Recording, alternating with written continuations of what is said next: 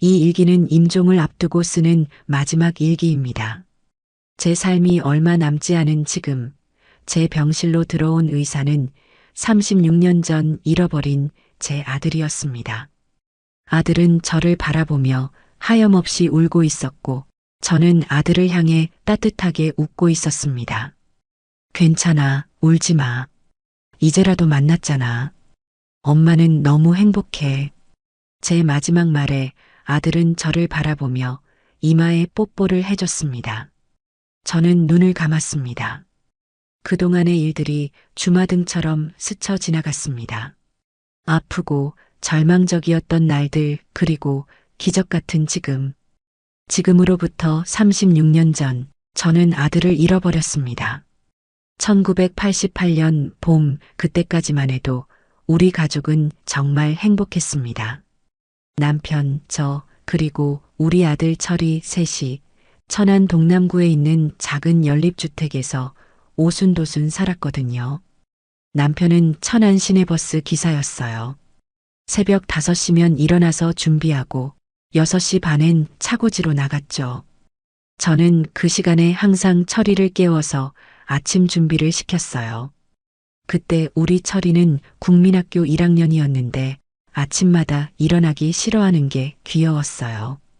철아, 일어나야지. 학교 늦는다. 엄마, 5분만 더. 그럴 때마다 남편 시계를 만지게 해주면 금세 일어났어요. 남편 손목 시계를 참 좋아했거든요.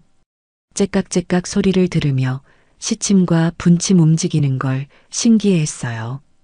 그때는 그런 일상 하나하나가 행복이었어요. 가진 게 없어도 늘 즐거웠죠. 그런 일상이 영원할 줄만 알았는데. 그날 이후 제 인생은 완전히 망가졌어요.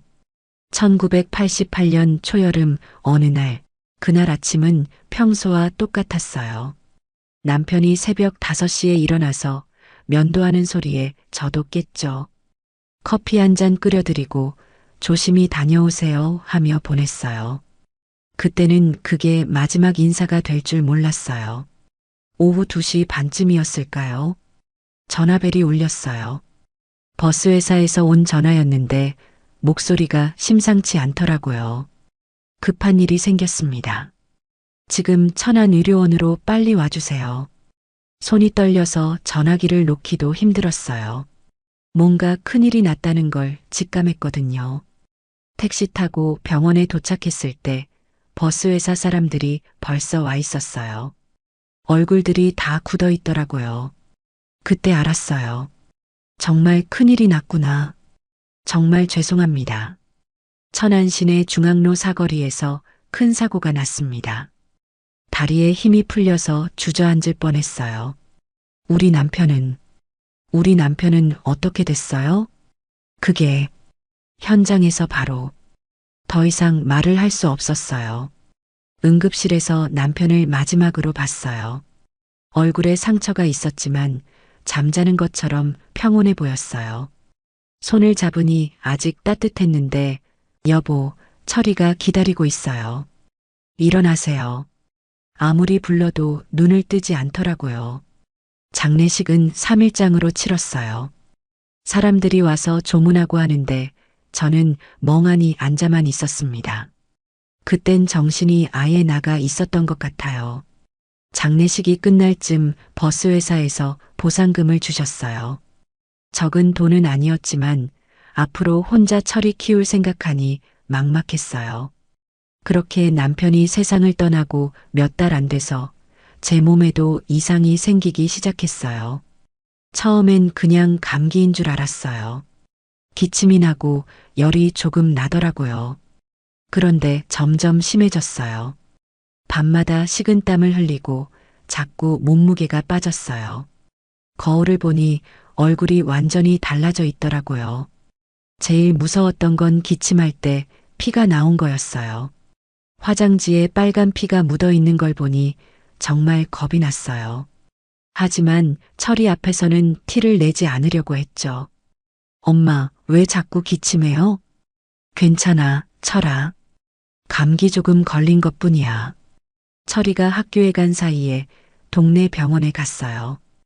의사 선생님이 심각한 표정을 지으시더라고요. 엑스레이 찍어봐야겠습니다. 결과가 나오기까지 얼마나 불안했는지 모르겠어요. 대기실에 앉아서 손톱을 뜯으며 기다렸죠. 폐결핵입니다. 그것도 꽤 진행된 상태예요. 머리가 하얘졌어요. 결핵이라니. 그때만 해도 결핵은 정말 무서운 병이었거든요. 스트레스와 영양실조가 겹쳤나 봅니다. 의사 선생님 말이 맞았어요. 남편 장례 치르고 나서 제대로 먹지도 못했고 밤마다 걱정 때문에 잠도 못 잤거든요. 당장 입원 치료를 받으셔야 합니다. 늦으면 위험해요. 혹시 집에 어린 자녀가 있나요? 네, 8살 아들이 있어요. 그럼 당분간 격리가 필요합니다. 아이한테 옮을 수 있거든요. 가족 중에 맡아줄 분이 계신가요? 그 말을 듣는 순간 세상이 무너지는 것 같았어요. 남편도 잃었는데 철이와도 떨어져야 한다니. 집에 돌아와서 철이를 바라보니 가슴이 미어졌어요. 이 아이를 어떻게 해야 할까요? 혼자 둘 수도 없고 그렇다고 아이한테 병을 옮길 수도 없고 밤새 고민하다가 시누이 생각이 났어요. 그때 성안읍에 살고 계셨는데 남편 장례식 때 많이 도와주셨거든요. 고민 끝에 형님한테 전화를 드렸어요. 형님, 영숙이에요. 영숙아. 몸은 좀 어때? 그게 병원에서 결핵이라고 하네요. 입원해야 한대요. 전화기 너머로 한숨소리가 들렸어요. 어머나. 그럼 철이는? 그래서 전화했어요. 형님, 정말 죄송한데 철이 좀 봐줄 수 있을까요? 한참 동안 말이 없더라고요. 얼마나 조심스러웠는지 몰라요. 그래도 다른 방법이 없었거든요. 그래, 철이 데려와. 그때 정말 고마웠어요. 눈물이 핑 돌았죠. 다음날 철이를 데리고 형님 집에 갔어요. 철이가 계속 물어봤어요. 엄마, 여기서 언제까지 있어야 해요? 잠깐만이야, 철아. 약속해요? 응, 약속해. 새끼손가락까지 걸었어요. 그게 마지막 약속이 될 줄은 꿈에도 몰랐죠. 형님한테 남편 보상금 중에서 상당 부분을 드렸어요. 형님, 이거 제 마음이에요. 그래, 고미워, 영수가. 철이 잘 돌봐줄게. 형님 집을 나설 때 철이가 뒤쫓아오더라고요. 엄마, 정말 올 거죠? 그럼 꼭 올게. 아프지 말고 고모 말씀 잘 들어. 버스에서 뒤를 돌아보니 철이가 고개를 푹 숙이고 있었어요. 그 모습을 보니 가슴이 찢어질 것 같았지만 어쩔 수 없었어요. 빨리 나와서 데리러 와야겠다고 다짐했죠. 그리고 그날 저는 천안결핵요양원에 입원했습니다. 그때는 몰랐어요. 형님이 철이를 어떻게 돌보고 있는지. 나중에 알게 된 일이지만 형님은 철이를 제대로 돌보지 않았어요. 저한테 돈만 받고 밥도 제대로 주지 않고 형님 자식들하고 차별하고 그래서 철이는 점점 말수가 줄어들었대요. 처음에는 엄마 언제 와요? 하고 물어보던 아이가 나중에는 아무 말도 하지 않게 됐다고 하더라고요. 학교에서도 문제가 생겼어요. 철이가 자꾸 학교에 가기 싫어했거든요. 아침마다 배가 아프다고 하고 가더라도 수업 시간에 멍하니 있었대요. 그리고 시간이 흘러 그해 가을쯤 결국 그 일이 일어나고 말았습니다. 그날 아침 철이는 평소보다 더 학교 가기 싫어했대요. 고모, 오늘 학교 안 가면 안 돼요? 안 돼. 형님이 짜증을 내며 소리쳤어요. 철이는 어쩔 수 없이 책가방을 메고 집을 나섰어요. 시간은 아침 8시쯤이었대요. 그런데 그게 마지막이었어요. 오후 3시가 넘어도 철이가 집에 오지 않았어요. 형님이 처음에는 대수롭지 않게 생각했어요. 어디서 놀고 있나 보지. 하지만 5시, 6시가 되어도 철이가 오지 않으니 이상했어요. 동네 아이들한테 물어봐도 철이를 본 사람이 없었어요. 저녁이 되자 형님은 진짜 당황하기 시작했어요. 어디 갔을까? 설마. 그날 밤부터 형님은 미친 듯이 찾아다녔어요. 성안읍 구석구석, 천안 시내까지. 철이 이름을 부르며 돌아다녔죠. 하지만 아무 대답이 없었어요. 다음 날에는 천안역까지 갔어요. 혹시나 해서 말이에요. 하지만 역시 철이는 없었습니다. 형님은 그때부터 완전히 패닉 상태가 됐어요. 어떻게 하지? 어떻게 하지? 혼자 중얼거리면서 머리를 쥐어뜯었어요. 영숙이한테 뭐라고 하지?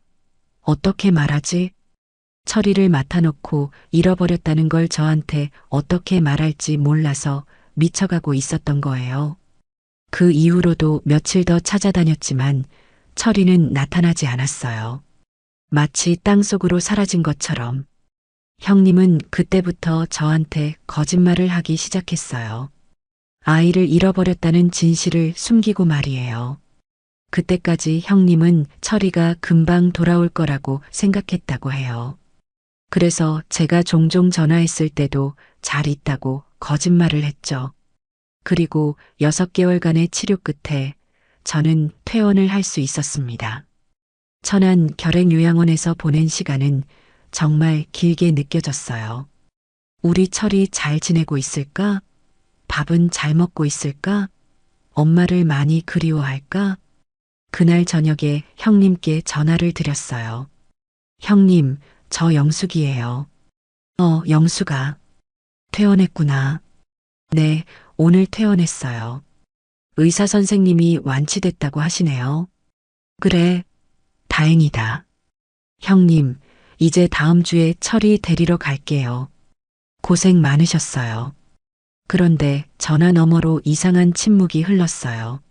뭔가 이상하다는 생각이 들었죠. 형님? 영수가.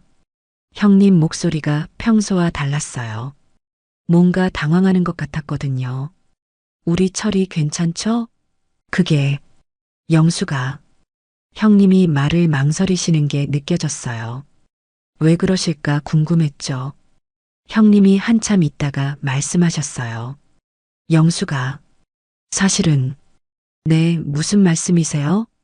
철이가 엄마 보기 싫다고 하네. 그 말을 듣는 순간 머리가 하얘졌어요. 무슨 소리인지 이해할 수 없었거든요. 네, 뭐라고요? 많이 상처받았나 봐. 엄마가 자기를 버렸다고 생각하고 있어. 가슴이 찢어지는 것 같았어요. 우리 철이가 저를 원망하고 있다니. 형님, 그게 무슨 말씀이세요? 내가 다 잘 설명은 했지. 근데 아이가 받아들이질 못하나 봐. 엄마가 자기를 싫어해서 보내버렸다고 생각하나 봐. 형님 목소리에는 안타까움이 섞여 있었어요. 하지만 지금 생각해보니 그게 다 거짓말이었던 거예요. 조금만 더 시간을 줘, 영수가. 내가 천천히 설득해 볼게. 엄마랑 통화도 하기 싫어하네. 내가 금방 철이 데리고 갈게. 조금만 기다려봐. 그때는 형님 말을 믿을 수밖에 없었어요. 다른 방법이 없었거든요. 알겠어요, 형님. 미안해, 영수가. 내가 더 잘 달래볼게. 전화를 끊고 나서 한참 동안 멍하니 있었어요. 철이가 저를 보기 싫어한다니. 그날 밤잠을 이룰 수 없었어요. 내가 아이한테 상처를 줬구나. 자책하는 마음뿐이었어요. 제가 아프지만 않았어도, 제가 더 잘 설명했어도 철이가 이런 마음을 갖지 않았을 텐데. 아빠도 돌아가시고 엄마마저 자기를 떠나보냈다고 생각했으니. 그리고 시간이 흘렀어요. 저는 형님을 믿고 기다렸죠. 형님은 그 사이 철이를 계속 찾아다녔지만 성과가 없었죠. 그런데 어느 날 형님이 저희 집에 찾아오셨어요. 철이 없이 혼자요. 문을 열어보고 깜짝 놀랐어요. 형님이 완전히 다른 사람이 되어 있더라고요. 얼굴은 야위어서 뼈만 남았고 눈은 푹 들어가 있었어요. 머리도 새하얗게 새어 있었고요. 형님? 어떻게 이렇게... 영수가. 형님 목소리가 떨리고 있었어요. 뭔가 큰일이 있었다는 걸 직감했죠. 들어오세요, 형님. 무슨 일이세요?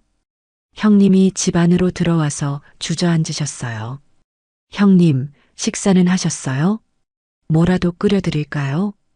아니야, 아니야. 형님이 계속 중얼거리시더라고요. 뭔가 정신이 없어 보였어요. 그러더니 갑자기 털썩 무릎을 꿇으셨어요. 형님, 왜 그러세요? 영수가. 미안해. 정말 미안해. 형님이 제 앞에서 무릎을 꿇고 계속 사과하셨어요. 무슨 일인지 알 수 없어서 당황스러웠죠. 형님, 일어나세요. 무슨 일인지 말씀해 주세요.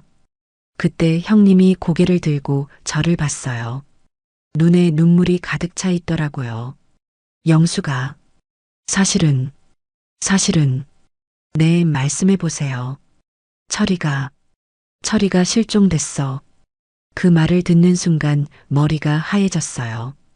무슨 소리인지 이해할 수 없었거든요. 네, 뭐라고요? 그동안 계속 거짓말했어. 미안해, 내가 죽을 죄를 지었어. 형님이 바닥에 머리를 박으며 울기 시작했어요. 얼마 전에 학교 간다고 나갔는데 그 이후로 안 돌아왔어. 가슴이 덜컥 내려앉았어요. 뭔가 끔찍한 진실을 듣고 있다는 걸 알았거든요. 그럼 지금까지 거짓말이었어. 철이가 엄마 보기 싫어한다는 것도, 시간이 더 필요하다는 것도 다 거짓말이었어. 형님이 저를 보며 말했어요. 내가 죽일 놈이야, 영수가. 내가 정말 죽을 죄를 지었어. 그 순간 제 세상이 완전히 무너졌어요. 형님한테 소리를 질렀어요. 그동안의 모든 게 거짓말이었다니. 믿을 수 없었어요. 그럼 철이는? 말을 잇지 못했어요. 철이가 사라졌다는 게 받아들여지지 않았거든요. 정말 미안해. 형님이 계속 사과했지만 저는 화가 났어요. 아니, 화를 넘어서 절망스러웠어요. 왜 그때 말하지 않았어요? 경찰에 신고라도 했어야죠. 무서웠어. 너한테 알려질까봐. 철이가 금방 돌아올 줄 알았어. 미안해, 정말 내가 죽일년이야. 그럼 그동안 저는 뭘 한 거예요?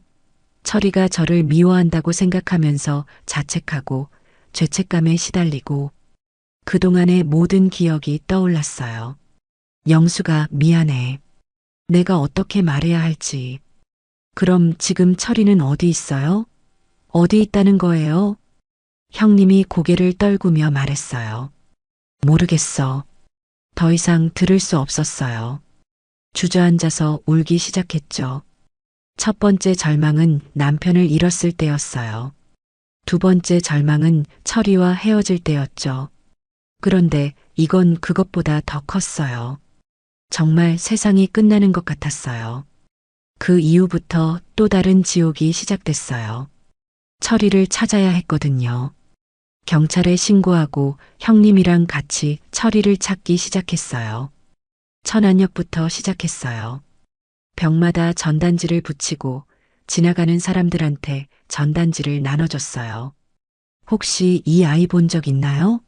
천안시외 버스터미널, 천안 종합버스터미널까지 돌아다니며 전단지를 붙였어요. 영무원들한테도 부탁했어요. 혹시 비슷한 아이를 보면 연락 좀 주세요. 그렇게 갈 수 있는 곳은 모두 돌아다니며 전단지 붙이는 일을 몇 달 동안 계속했어요. KBS 아침마당 미아찾기 코너에도 신청했어요. 한 번, 두 번, 여러 차례 신청했지만 쉽지 않았어요. 워낙 실종아동이 많았거든요. 그러다가 1997년쯤 실종아동 찾기 시민단체가 생겼어요. 형님이 바로 가입하셨어요. 단체에서 나와서 함께 전단지를 붙여주고 수소문도 해줬어요. 그때는 인터넷이 없던 시절이었어요. 모든 걸 발로 뛰어다니며 해야 했죠. 한 장 한 장 손으로 붙이고 한 사람 한 사람 물어보고 그렇게 철이를 찾는 일을 계속하면서 1996년 신부동에 작은 국밥집을 열었어요. 일단 살아야 하니까 뭐라도 일을 해야 했거든요. 국밥집에서 일하면서 틈틈이 계속 철이를 찾으러 다녔어요. 형님이 많이 도와주셨어요. 가게 차리는 일부터 시작해서 손님이 많을 때는 설거지까지 도와주셨고, 철이 찾을 때는 항상 같이 다녔어요. 그 시기쯤에 주변에서 재혼하라는 말이 많았어요. 영수가 혼자서 어떻게 살려고 그래? 좋은 사람 있으면 소개해 줄까? 하지만 전부 거절했어요. 아니에요. 철이 돌아올 때까지는 혼자 살 거예요. 철이 생일이 되면 항상 미역국을 끓였어요. 작은 촛불도 켜놓고 철이한테 말을 걸었어요. 철아, 생일 축하해. 언제 와서 먹을래? 혼자 하는 말이었지만 철이가 들어줄 거라고 믿었어요. 그렇게 30년 넘게 철이를 찾아 헤맸지만 철이 소식은 들을 수 없었어요. 형님은 정말 평생을 속죄하며 사셨어요. 명절마다 빠짐없이 우리 집에 찾아오셔서 미안해. 내가 죽을 죄를 지었어. 매번 똑같은 말씀을 하시며 고개를 숙이고 무릎을 꿇었어요. 처음에는 그런 형님을 원망했어요. 인사도 안 받아줬죠. 하지만 시간이 약이라고 어느 순간부터 조금씩 용서를 하게 되더라고요. 그리고 매년 저한테 무릎을 꿇는 형님의 모습을 보며 알았어요. 형님도 저만큼이나 괴로워하고 계신다는 걸 말이에요. 그렇게 저는 30여 년을 힘들고 외롭고 괴롭게 살아왔습니다. 그리고 시간이 흘러 2023년.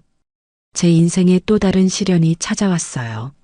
몇 달 전부터 몸이 이상했어요. 배가 자꾸 아프고 소화도 안 되고 처음에는 나이 들어서 그런가 보다 했어요. 70을 바라보는 나이니까 어디 아픈데 하나쯤 있을 만하다고 생각했죠. 그런데 점점 심해졌어요. 밥맛도 없어지고 몸무게도 급격히 빠지고 국밥집 일도 힘들어졌어요. 형님이 걱정하시더라고요. 영수가 얼굴이 너무 노랗다. 병원에 가봐야겠어. 괜찮아요, 형님. 그냥 피곤한 것 같아요. 하지만 형님이 계속 우기셔서 당국 대병원에 갔어요. 의사 선생님이 여러 검사를 했어요. CT도 찍고 혈액 검사도 하고 결과를 기다리는 동안 불안했어요. 결과가 나왔습니다. 의사 선생님 표정이 심각했어요. 그때 알았어요. 좋지 않은 소식이구나. 췌장암입니다. 사기고 간으로 전이된 상태예요. 머리가 하얘졌어요. 암이라니. 그것도 말기라니. 얼마나 시간이 남았나요?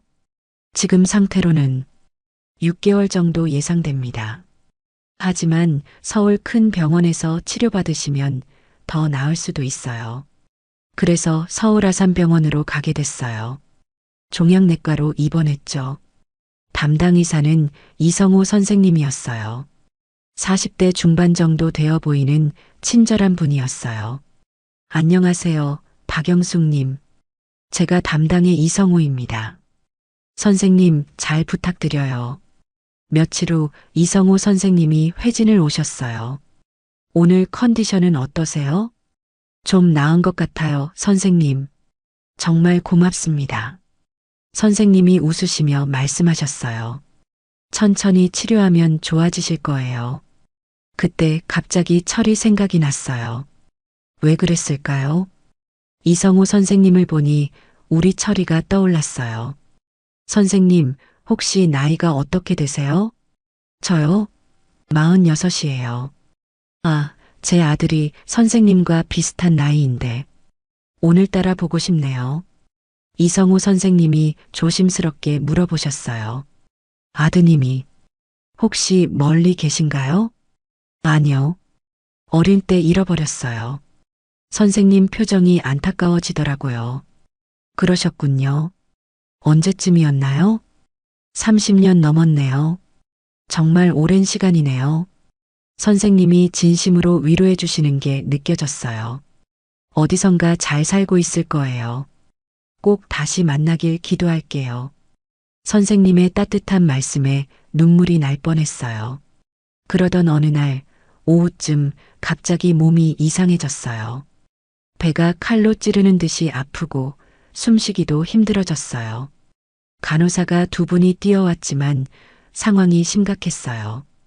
의사 선생님, 빨리 불러주세요. 이성우 선생님이 안 계신데 어떻게 하죠? 다른 선생님한테 빨리 연락드려봐요. 그때 김민준 선생님이 급하게 뛰어오셨어요. 하얀 가운을 입고 청진기를 목에 걸고 그분을 보는 순간 가슴이 철렁했어요. 의식이 흐릿했는데도 그 얼굴이 또렷하게 보이더라고요. 저 얼굴, 우리 철이. 하지만 말을 할 수 없었어요. 산소 마스크를 씌워주시면서 응급처치가 시작됐거든요. 혈압 떨어지고 있습니다. 수액 라인 확보하고 진통제 준비해 주세요. 김민준 선생님이 바쁘게 지시하시는 모습을 멍하니 봤어요. 손길이 참 부드러웠어요. 목소리도 따뜻했고요. 괜찮으실 거예요. 진정하세요. 그 목소리를 들으니 마음이 편해졌어요. 왜일까요? 그 목소리가 참 익숙하게 들렸거든요. 췌장염이 급성으로 악화된 것 같습니다. 일단 안정시키고 봐야겠어요. 1시간 정도 지나니 조금 나아졌어요. 하지만 저는 계속 김민준 선생님만 바라봤어요. 분명히 우리 철이 같은데. 이틀 후 의식이 완전히 돌아왔어요. 제일 먼저 든 생각이 그 의사 선생님이었어요. 간호사분한테 물어봤어요. 그때 응급 처치해 주신 의사 선생님 기억나세요? 네, 김민준 선생님이요. 그 의사 선생님 나이가 어떻게 되세요? 글쎄요. 40대 중반 정도 되실 것 같은데요. 가슴이 두근거렸어요. 나이도 맞고 얼굴도 닮았고 설마 정말 우리 철이일까? 하지만 한편으로는 의심스럽기도 했어요. 30년 넘게 지났는데 이렇게 한 번에 알아볼 수 있는 건가? 얼굴도 많이 변했을 텐데 그저 많이 닮은 사람 아닐까?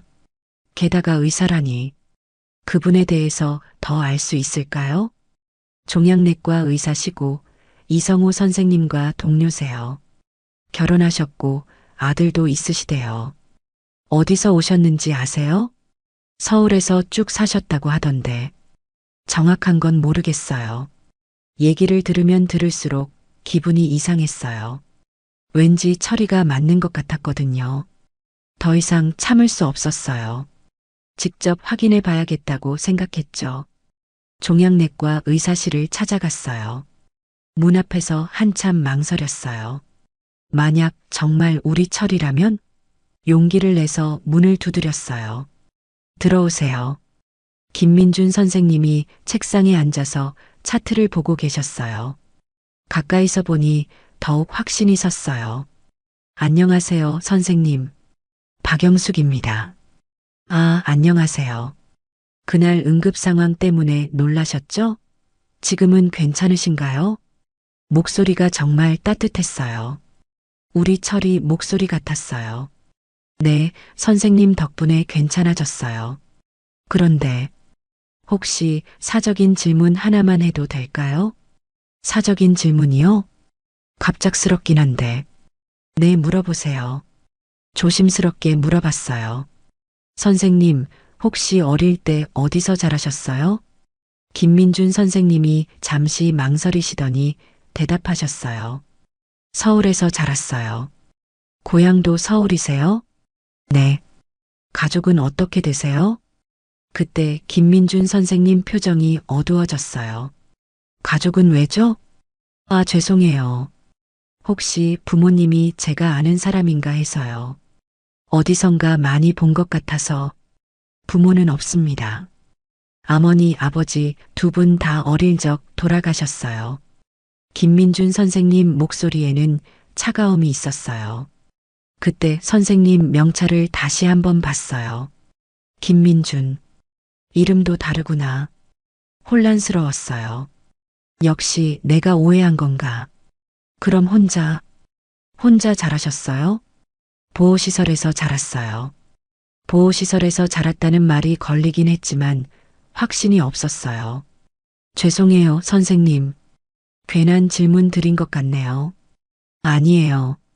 괜찮습니다. 진료실을 나오면서 생각했어요. 내가 너무 간절해서 닮은 사람을 착각했나 봐. 이름도 다르고 엄마도 죽었다고 하는데 고개를 떨구며 병실로 돌아갔어요. 마음속으로 실망하며 포기하려고 했는데 포기가 되지 않았어요. 그런데 왜 이렇게 닮았을까? 왜 이렇게 마음이 끌릴까? 아무리 봐도 우리 철이 같은데. 다음 날부터 김민준 선생님을 유심히 관찰하기 시작했어요. 복도에서 지나가실 때마다 창문으로 내다보고 김민준 선생님이 출근하시는 모습, 퇴근하시는 모습을 멀리서 지켜봤어요. 볼 때마다 더 확신이 들었어요. 정말 철이 같았어요. 다시 가서 물어볼까? 그런데 철이가 아니라면 민폐잖아.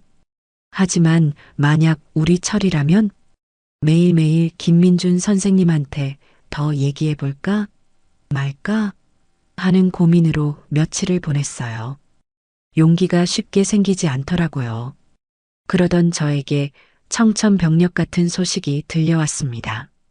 어느 날 제 담당 선생님인 이성호 선생님이 심각한 표정으로 말씀하셨어요. 박영숙님. 네, 선생님. CT 재검사 결과가 나왔어요. 안타까운 소식이지만 예상보다 상태가 빠르게 악화되고 있습니다.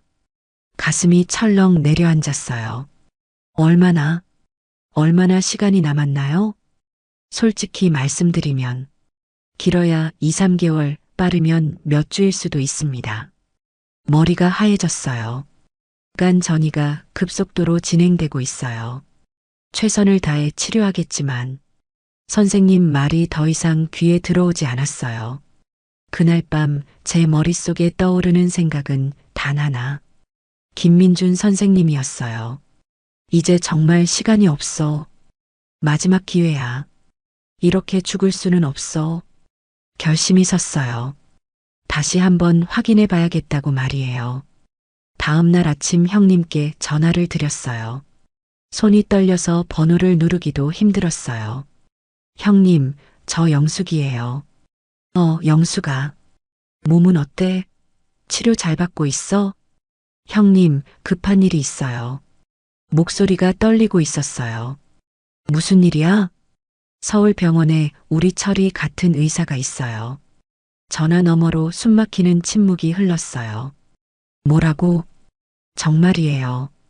나이도 맞고 얼굴도 똑같고 근데 나 혼자서는 못할 것 같아요. 형님 와서 같이 확인해 줄 수 있어요? 죽기 전에 마지막 부탁이에요. 그 말을 하니 눈물이 났어요. 정말 마지막 일 수도 있겠다는 생각이 들었거든요. 그래, 알겠어. 내일 아침 첫 차 타고 서울 올라갈게. 형님 목소리도 떨리고 있었어요. 정말 철이일까? 모르겠어요. 확실하지 않지만 맞는 것 같다는 생각이 계속 들어요. 그래, 내일 꼭 갈게. 영수가 너무 기대하지는 마. 그날 밤 잠이 오지 않았어요. 정말 우리 철이를 만날 수 있을까? 다음 날 아침 일찍 형님이 오셨어요. 새벽 첫 차를 타고 오셨는지 얼굴이 피곤해 보였어요. 영수가 어디 있다는 거야? 형님 와주셔서 고마워요. 칠병동 의사실에 계셔요. 함께 칠병동으로 갔어요. 의사실 앞에서 멀리 서서 기다렸어요. 저분이 김민준 선생님이 의사실에서 나오시는 모습이 보였어요. 하얀 가운을 입고 차트를 들고 형님이 그분을 보는 순간 얼굴이 하얘졌어요. 어머, 형님 어떠세요? 형님이 눈을 크게 뜨시며 말씀하셨어요. 철이야, 진짜 철이가 맞아. 가슴이 쿵 했어요. 정말요, 형님? 그 얼굴 그대로잖아. 형님 목소리가 떨리고 있었어요. 저 눈썹, 저 코, 틀림없어. 형님도 그렇게 생각하죠? 역시 내가 맞게 본 거였어요. 영수가 정말 우리 철이야. 틀림없어. 형님이 확신에 찬 목소리로 말씀하셨어요. 오후에 형님이랑 직접 김민준 선생님께 다가가셨어요. 김민준 선생님이 환자 회진을 마치고 복도를 걸어가고 계셨어요. 선생님, 잠깐 대화 좀 할 수 있을까요? 형님이 조심스럽게 말을 걸으셨어요. 잠시만요. 죄송한데 제가 바빠서요. 김민준 선생님이 바쁜 듯 지나가려 하셨어요. 그때 형님이 갑자기 복도에서 무릎을 꿇으셨어요. 제발 잠깐만. 정말 중요한 일이에요. 김민준 선생님이 당황하시며 형님을 일으키려 하셨어요. 복도에 지나가던 사람들이 다 쳐다봤어요. 그때 형님이 떨리는 목소리로 말씀하셨어요. 철아. 그 순간 김민준 선생님의 몸이 움찔했어요. 무언가를 직감한 듯 했습니다. 알겠어요. 잠깐 상담실에서 얘기하시죠. 상담실에서 셋이 마주 앉았어요. 저, 김민준 선생님, 그리고 형님. 김민준 선생님이 먼저 말씀하셨어요. 무슨 일이신지 말씀해 주세요. 형님이 떨리는 목소리로 시작하셨어요. 혹시 1988년 천안에서 실종된 아이 기억하시나요? 김민준 선생님 얼굴이 굳어졌어요. 그게 왜 그런 걸 물어보시는 거죠? 신부초등학교 기억하시나요? 어떻게? 점점 구체적인 증거들이 나오자 김민준 선생님 얼굴이 창백해졌어요. 그때 제가 나섰어요. 철아, 정말 우리 철이 맞지? 엄마가 폐결핵에 걸려서 너를 고모한테 맡겼잖아. 김민준 선생님이 저를 똑바로 쳐다보셨어요. 폐결핵. 그때 형님이 다시 무릎을 꿇으며 말씀하셨어요. 철아, 내가 정말 미안해. 내가 너를 제대로 돌보지 못해서. 김민준 선생님이 점점 동요하시는 게 보였어요. 철아, 내가 다 말할게. 다 내 잘못이야. 너희 어머니는 아무 잘못이 없어. 김민준 선생님이 숨을 헐떡이며 들으시고 있었어요. 내가 제대로 돌보지 못했어. 밥도 제때 안 주고 차별했어. 다 내가 잘못한 거야. 미안해, 정말 미안해. 형님 목소리가 떨리고 있었어요. 내가 학교 가기 싫어서 도망쳤을 때 내가 찾지 못했어. 내가 너무 늦었어. 김민준 선생님이 고개를 숙이셨어요. 그리고 너희 어머니한테 거짓말했어. 너가 엄마 보기 싫어한다고. 그래서 못 만난다고. 용서해줘, 철아. 내가 죽을 죄를 지었어. 저도 얘기를 하기 시작했어요. 제 앞에 있는 이 김민준 의사가 철이라는 확신이 생기기 시작했거든요. 철아, 엄마는 너를 버린 게 아니야. 눈물이 멈추지 않았어요. 폐결핵에 걸려서 너한테 옮길까봐 어쩔 수 없이. 형님한테 맡긴 건 정말 잠깐이었어. 김민준 선생님이 저를 바라보고 계셨어요. 눈에 눈물이 고여 있었어요. 지금까지 하루도 널 잊은 적이 없어. 매일매일 너를 찾았어. 철아, 정말 미안해. 김민준 선생님은 한참 동안 말이 없으셨어요. 그랬구나. 김민준 선생님이 중얼거리시듯 말씀하셨어요. 내가 버림받은 게 아니었구나. 형님이 계속 사죄하셨어요. 내가 죽을 죄를 지었어, 철아. 용서해줘. 김민준 선생님이 천천히 고개를 들어 저를 보셨어요. 저는 지금까지 제가 버림받은 줄 알고 엄마를 평생 원망하며 살았어요. 그런데 아닌 거죠? 정말 제 엄마가 맞는 거죠? 저 버림받은 거 아닌 거죠? 그 한마디에 그동안의 그리움과 미안함이 터져 나왔어요. 절대 아니야, 철아. 엄마는 너를 버린 게 아니야. 병원에 오래 입원해 있었고 퇴원해서 찾으러 갔었어. 내가 신경 못 써서 미안해. 내가 못 챙겨줘서 미안해. 눈물이 하염없이 흘렀어요. 가슴이 찢어질 듯 아팠어요. 제 아들은 제가 고모 집에 자기를 버리고 갔다고 생각했어요. 제 잘못이죠. 제가 더 많이 연락하고 제가 더 신경 썼어야 했는데 남편 잃고 저도 아프고 해서 제가 아들을 못 신경 쓴 겁니다. 다 제 잘못인 거예요. 그렇게 저와 형님은 철이 상담실에서 한참을 사죄하며 울었습니다. 하지만 괜찮아요. 세상 사람들이 저를 욕해도 바보 같다고 말해도 괜찮아요.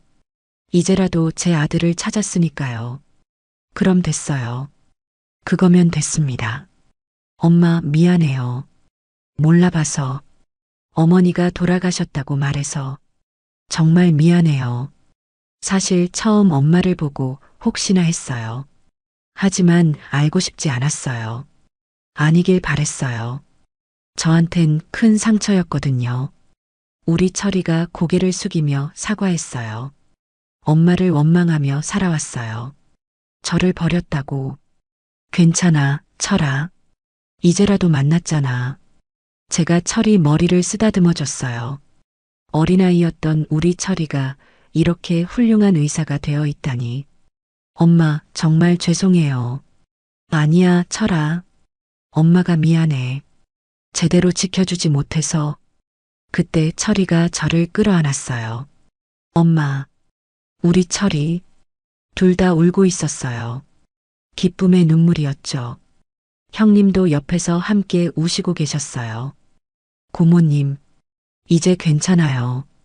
형님이 계속 철이에게 사과하고 미안해하자 철이가 용서해줬어요. 그렇게 세 사람이 함께 울고 함께 웃었어요. 36년간 헤어져 있었던 가족이 드디어 하나가 된 순간이었어요. 하지만 기쁨도 잠시 저는 깨달았습니다. 철이와 함께 할 날이 얼마 남지 않았다는 걸. 그때 또 하늘이 원망스럽더라고요. 이제야 철이를 만났는데 왜 하늘은 나를 데려가려 하는지. 조금만 더 같이 있고 싶은데. 며칠 후 철이가 저에게 말했어요. 엄마, 이성우 선배님께 말씀드렸어요. 제가 엄마 담당하겠다고. 그래도 될까, 철아? 물론이죠. 가족이니까요. 그렇게 철이가 정식으로 제 담당 의사가 됐어요. 그날 저녁 철이가 자신의 인생을 털어놓기 시작했어요. 어릴 적 보호시설에서 살았어요. 그리고 나중에 이름을 바꿨어요. 김민준이라고. 왜 이름을 바꾼 거야? 사실 싫었어요. 제 이름이. 엄마와 가족을 원망했어요. 보호시설에서 열심히 공부했어요. 훌륭한 사람이 되어야겠다고 생각했거든요. 의대 갈 때까지 국가에서 지원받았어요. 그래서 더 열심히 했죠. 도와주신 분들께 보답하고 싶어서요. 정말 대견했어요. 혼자서 그렇게 어려운 길을 걸어왔다니. 그리고 의대 졸업하고 나서 지은이를 만났어요. 그래, 결혼했다고 했지? 네, 간호사였어요. 병원에서 만나서 결혼했죠. 그리고 준호도 생겼고요. 손자. 생각만 해도 가슴이 벅찼어요. 엄마, 정말 신기해요. 의사가 되어서 엄마를 만날 수 있었으니. 이것도 운명인가 봐요. 그러게. 하늘이 우리를 만나게 해준 거야. 철이가 제 손을 잡으며 말했어요. 엄마, 그동안 고생 많으셨어요. 이제 아들이 돌봐드릴게요. 눈물이 또 났어요. 자랑스럽기도 하고 미안하기도 하고. 며칠 후 철이가 말했어요. 엄마, 제 가족을 소개시켜 드릴게요. 정말? 며느리랑 손자를 만날 수 있어? 네, 오늘 오후에 올 거예요. 얼마나 떨렸는지 몰라요. 거울도 보고 머리도 단정히 했어요. 오후 3시쯤 병실 문이 열렸어요. 철이와 함께 예쁜 여자분과 초등학생 아이가 들어왔어요. 엄마, 제 아내 지은이고요. 제 아들 준호예요. 며느리가 정중하게 인사했어요. 어머님, 안녕하세요. 최지은입니다. 어머나, 며느리. 정말 예쁘고 착해 보였어요. 그리고 손자가 큰 목소리로 인사했어요. 할머니, 안녕하세요. 저는 김준호예요. 어머나, 손자까지. 가슴이 벅차올랐어요. 며느리와 손자를 한 번에 만나다니. 준호가 가까이 와서 말했어요. 할머니, 아빠가 할머니 찾으셨다고 했어요. 그래, 준호야. 할머니가 아빠를 정말 보고 싶었거든. 저도 할머니 보고 싶었어요. 손자가 제 손을 잡더라고요. 얼마나 따뜻했는지. 며느리 지은이가 눈물을 글썽이며 말했어요. 어머님, 남편이 어머님 얘기 많이 했어요. 고마워. 우리 철이 잘 돌봐줘서 제가 더 감사하죠. 이렇게 좋은 남편 만나게 해주셔서 3대가 함께 있는 순간이었어요. 이제 정말 모든 걸 다 가진 기분이야. 제가 중얼거리니까 철이가 웃으면서 말했어요. 엄마, 이제 외롭지 않으실 거예요. 저희가 있으니까요. 그 이후로 정말 행복한 시간들이었어요. 철이가 담당 의사가 되어서 정말 지극정성으로 돌봐줬어요. 의사로서의 전문 지식과 아들로서의 사랑이 합쳐진 거죠. 엄마, 오늘 컨디션은 어때요? 우리 철이가 돌봐주니까 매일 좋아. 통증은 없으세요? 아들이 옆에 있는데 무슨 통증이 있겠어? 철이가 웃으면서 약을 챙겨주고 주사도 놓아줬어요. 다른 간호사들이 부러워할 정도였어요. 지은이와 준호도 자주 와서 시간을 보냈어요. 지은이는 과일도 깎아주고 이야기도 많이 해줬어요. 어머님, 오늘 준호가 학교에서 상 받았어요. 정말? 우리 준호가? 네, 그림 그리기에서 1등 했대요. 준호가 자랑스럽게 그림을 보여줬어요. 할머니, 이거 할머니 그린 거예요. 그림 속에는 침대에 누워있는 할머니와 옆에서 웃고 있는 가족들이 그려져 있었어요. 할머니 사랑해요. 준호가 제 볼에 뽀뽀해줬어요. 할머니도 준호 사랑해. 병실이 가족의 온기로 가득 찼어요. 그동안 그리워했던 시간들이 이렇게 보상받는 기분이었어요. 형님도 가끔 와서 함께 시간을 보냈어요. 영수가 정말 다행이다. 철이 찾아서 형님도 고생 많으셨어요. 고마워 용서해줘서. 내 우리 철이 이렇게 훌륭하게 자랐고 결국엔 만났으니 됐어요. 어느 날은 철이와 함께 있는데 정말 행복해서 저도 모르게 혼잣말을 했어요. 죽기 전에 아들을 만나게 해주셔서 정말 감사합니다. 그러자 그 얘기를 듣고 철이가 말하더라고요. 엄마, 그런 말씀 마세요. 아직 시간 많이 남았어요. 하지만 저는 알고 있었어요. 시간이 얼마 남지 않았다는 걸. 철이도 알고 있었겠죠. 거짓말이었겠죠. 그래도 괜찮았어요. 이렇게 행복한 마지막을 보낼 수 있음에 감사했어요. 2024년 2월 18일. 이건 아마 제 마지막 일기가 될 듯합니다. 저에게 시간이 정말 많이 남지 않다는 걸 알고 있습니다. 손에 힘이 없어서 글씨가 삐뚤빼뚤하지만 꼭 기록하고 싶었어요. 우리 아들 철이는 말을 하지 않습니다. 제 남은 시간을요. 하지만 저는 알아요. 몸이 점점 말을 안 듣거든요. 그래도 저는 여한이 없어요. 그토록 간절히 바랐던 우리 철이를 만났으니까요. 36년 길다면 길고 짧다면 짧은 시간이었지만 마지막 2달이라도 진짜 엄마로 살 수 있어서 하늘에 감사합니다. 우리 철이가 제 손을 잡아주는 것, 그것만으로도 제 인생은 충분히 행복했습니다. 예쁜 며느리와 이야기를 나누고 손자가 제 볼에 뽀뽀를 해주고 하나도 상상하지 않았던 이런 꿈만 같던 일들이 이렇게 저에게 일어나줬는데 어떻게 행복하지 않을 수 있을까요? 그리고 형님, 이제 그만 저에게 미안해 하셔도 돼요. 솔직히 말해서 그동안 용서했다고 속으로 생각했지만 마음 한편에 원망이 남아 있었어요.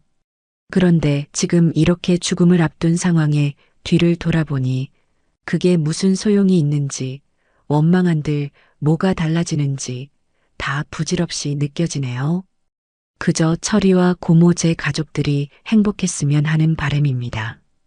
형님이 그동안 많이 힘들었을 거라는 거 누구보다 잘 알고 있어요. 형님도 이제 행복하게 사세요. 이제 저는 마음 편히 갈 수 있을 것 같습니다. 사랑하는 우리 철아, 30년 넘게 부모 없이 혼자 외로웠지? 엄마 많이 원망했고, 그래도 멋지게 자라줘서 고맙다. 엄마가 많이 미안해. 앞으로 남은 날, 며느리, 우리 손자와 함께 행복하게 살아. 마지막까지 못난 엄마 잘 챙겨줘서 고맙다. 사랑하는 엄마가.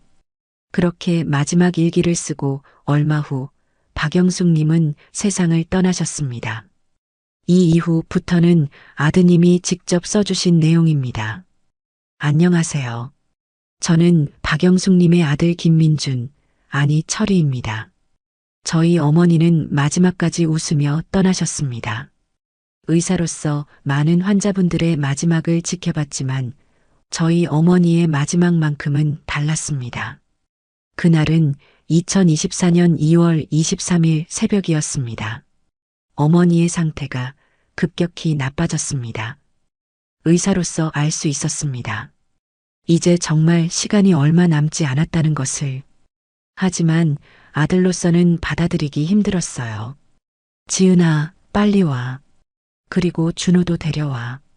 아내에게 급하게 전화를 걸었습니다. 고모님께도 연락드렸고요. 새벽 6시 가족들이 모두 병실에 모였습니다.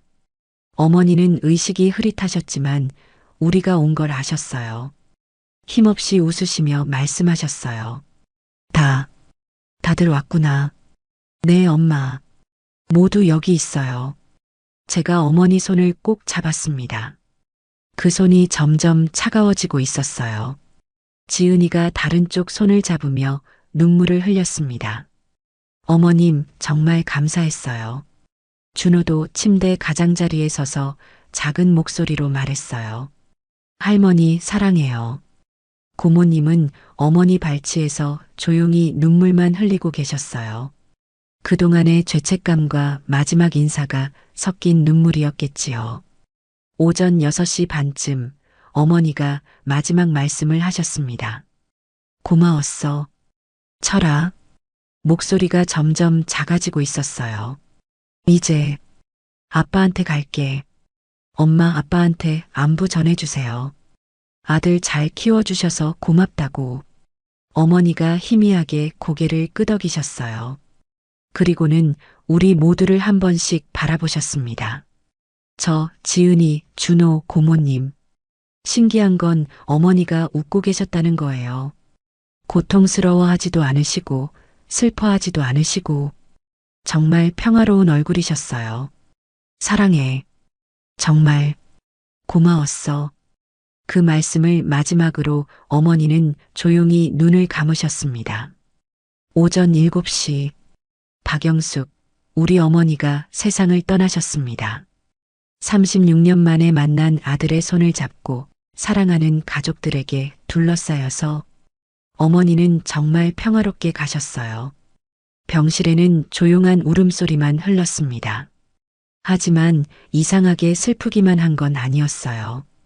어머니가 마지막에 보여주신 그 웃음 때문일까요? 우리도 어머니처럼 감사한 마음이 들었어요.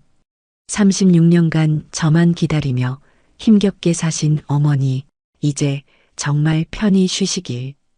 어머니가 돌아가신 후 저는 완전히 다른 사람이 되었습니다. 저는 줄곧 버림받은 아이라고 생각했어요. 하지만 진실은 달랐습니다. 어머니는 단 하루도 저를 잊지 않으셨어요. 매일 저를 그리워하시고 찾으려고 노력하셨어요. 이런 마음으로 나를 기다렸구나. 어머니 일기를 읽으며 깨달았어요. 버려진 게 아니라 평생 사랑받았다는 것을. 그 깨달음은 제 삶을 바꿔놓았습니다. 병원에서 환자분들을 대할 때도 달라졌어요. 특히 혼자 오시는 노인 환자분들을 보면 어머니가 떠올랐어요. 예전보다 더 따뜻하게 돌봐드리게 됐습니다. 어머니가 받지 못한 사랑을 다른 분들께 드리는 마음으로 말이에요. 고모도 어머니가 돌아가신 후 많이 변하셨어요. 철아, 마음이 조금은 편해진 것 같구나. 어머니 49제를 지내면서 고모님이 말씀하셨어요. 하지만 고모님은 거기서 멈추지 않으셨어요. 고모님은 본격적으로 실종아동 찾기 봉사에 전념하기 시작하셨어요. 매주 실종아동 찾기 센터에 가서 상담 봉사를 하시고 전단지 배포도 도와주시고 자신의 남은 인생을 모두 바치겠다고 하셨어요. 실종아동 가족들을 만나면 고모님이 직접 경험담을 들려주셨어요. 포기하지 마세요. 꼭 만날 날이 올 거예요. 그런 고모님의 이야기에 많은 가족들이 위로를 받았대요. 그리고 시간이 흘러 2025년 2월 23일, 오늘은 어머니가 돌아가신 지 1년이 되는 날입니다. 모두 준비됐어? 가자. 아침 일찍 천안 망향공원에 있는 어머니 묘소로 향했어요. 저, 지은이, 준호, 그리고 고모님까지 함께요. 묘소에 도착하니 봄 햇살이 따뜻하게 내리쬐고 있었어요. 주변에는 개나리꽃이 노랗게 피어 있었고요. 준호가 제일 먼저 인사했어요. 할머니 안녕하세요. 보고 싶어요, 할머니. 지은이가 꽃을 정리하며 말했어요. 어머님 잘 지내시죠? 어머니를 만나서 너무 행복했어요. 고모님이 묘비를 닦으시며 조용히 말씀하셨어요. 이제 마음 놓고 편히 쉬어. 저도 무릎을 꿇고 어머니께 말씀드렸어요. 엄마, 천안 신부동 집도 잘 정리했어요. 엄마 유품들은 소중히 간직하고 있고요. 제 방에 있던 아빠 시계도 가져왔어요. 준호가 크면 물려줄 거예요. 우리 다 잘 지내고 있으니 걱정 마세요. 그때 바람이 불어와서 개나리 꽃잎들이 하늘하늘 날렸어요. 마치 어머니가 대답해 주시는 것 같았어요. 모두 함께 외쳤어요. 엄마 사랑해요. 할머니 보고 싶어요. 어머님 고마웠어요. 미안했어. 그 순간 정말 어머니가 곁에 계시는 것 같았어요. 묘비를 다시 한번 봤어요. 제가 직접 새긴 글이었어요. 사랑하는 어머니 박영숙 1959년부터 2024년까지 36년을 기다린 사랑 영원히. 어머니의 묘소에는 따뜻한 봄 햇살이 계속 내리쬐고 있었어요. 바람에 흔들리는 개나리꽃이 마치 어머니가 잘 지내고 있구나, 고맙다고 말씀하시는 것 같았어요. 지금까지 저희 어머니의 이야기를 들어주셔서 감사합니다. 36년이라는 긴 세월 동안 어머니의 사랑은 한 번도 식지 않았고 그 사랑이 결국 우리를 다시 만나게 했습니다. 어머니가 36년 동안 보여주신 것은 단순한 모성애가 아니었습니다. 그것은 희망이었어요. 절망 속에서도 포기하지 않는 믿음이었고 사랑하는 사람을 향한 끝없는 기다림이었습니다. 이제 어머니는 없지만 어머니가 남겨주신 사랑의 유산은 계속 이어갈 겁니다. 환자분들을 돌볼 때, 준호를 바라볼 때, 지은이와 살아갈 때, 그 모든 순간에 어머니의 사랑과 함께 할 겁니다. 어머니, 정말 감사했어요. 어머니는 마지막까지 참 아름다우셨습니다. 사랑하는 우리 엄마, 하늘에서 행복해요.